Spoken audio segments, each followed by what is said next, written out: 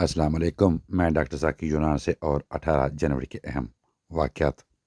18 جنوری 1968 کو مجیب الرحمان کو بھارت کے ساتھ مل کر پاکستان کی سلامتی خلاف سازش کرنے کے الزام میں گرفتار کر لیا گیا۔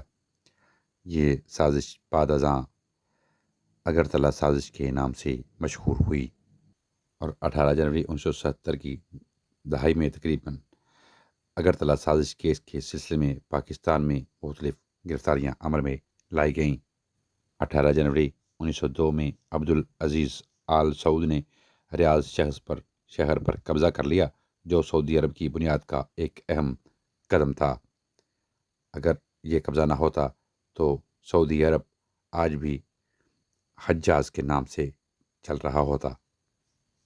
18 جنوری 1927 میں لوزان معاہدے کی منظوری کے سلسلے میں امریکی سینٹ نے اس کی توثیق نہیں کی، تاہم اس کے باوجود یہ معاہدہ قابل قبول رہا اور یہی معاہدہ جمہوریہ ترکی کا بنیاد رکھا گیا۔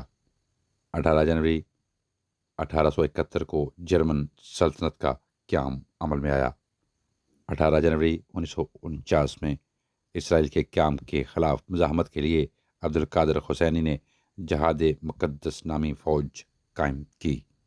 18 جنوری 1896 میں ایکس رے مشین پہلی بار منظر عام پر آئی۔ 18 جنوری 1945 کو نیدرلینڈ میں جھوٹ پکڑنے والی مشین کا پہلی بار استعمال کیا گیا۔ 18 جنوری 1952 میں مصر میں برطانیہ کے خلاف فساد بھڑک اٹھے۔ 18 جنوری 1960 میں امریکہ اور جاپان نے مشترکہ دفاعی سمجھوتہ کیا۔ 18 جنوری 2002 کو امریکہ ہندوستان کو جدید ہتھیار دینے پر راضی ہوا۔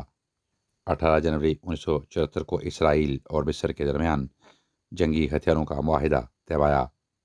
18 جنوری 2005 کو اقوام متحدہ کے زیر انتظام قدرتی آفات سے بچاؤ کی عالمی کانفرنس جاپان میں منعقد ہوئی۔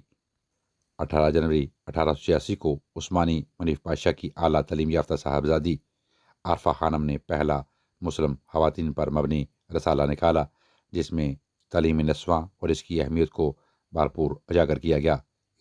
اس رسالے کا نام شگوفۂ راز رکھا گیا تھا۔ 18 جنوری کے حوالے سے یہی معلومات تھیں۔ اجازت دیجیے، اپنا بہت سا خیال رکھیں۔ ٹیک کیئر، اللہ حافظ۔